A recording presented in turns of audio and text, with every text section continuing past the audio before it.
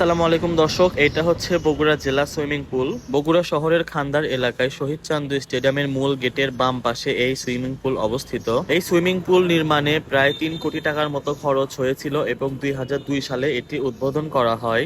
উদ্বোধনের পর থেকে ২০০৮-৯ সাল পর্যন্ত এটি ভালোভাবে চালু ছিল। তারপরে রাজনৈতিক কারণে এই সুইমিং পুলটি বন্ধ করে দেওয়া হয়। সুইমিং পুলে প্রবেশের জন্য দুইটি প্রবেশদ্বার ছিল, পূর্ব পাশে এবং পশ্চিম পাশে। বর্তমানে পূর্ব পাশের যে গেট সেটি চালু আছে এবং পশ্চিম পাশের যে গেট সেটা বর্তমানে পুলিশ ফাঁড়ির আন্ডারে চলে গেছে। সুইমিং পুলের দৈর্ঘ্য ৫১ মিটার এবং এর গভীরতা প্রায় ১০ ফুটের মতো। এটি বগুড়া জেলা ক্রীড়া সংস্থার অধীনে পরিচালিত হয়ে থাকে। বর্তমানে ২০২৬ সালে এসে এই সুইমিং পুল আবারও চালু করা হয়েছে। বর্তমানে এখানে সাঁতার শেখানোর জন্য দুইটা কোর্স চালু আছে, শিক্ষানবিশ এবং কর্মজীবী। শিক্ষানবিশ সাঁতারু প্রশিক্ষণ ১৫০০ টাকা এবং কর্মজীবী সাঁতারু প্রশিক্ষণ ২০০০ টাকা প্রতি মাসে, এবং শৌখিন সাঁতারুদের জন্য ১০০ টাকা প্রতি ঘন্টা এখানে সাঁতার কাটার ব্যবস্থা আছে। ছেলে এবং মেয়েদের জন্য আলাদা আলাদা প্রশিক্ষক রয়েছে সাঁতার শেখানোর জন্য। অনেকেরই এই সুইমিং পুল সম্পর্কে জানা ছিল না, তো ভিডিওটি ভালো লাগলে অবশ্যই সবার মাঝে শেয়ার করে দিবেন। ধন্যবাদ সবাইকে।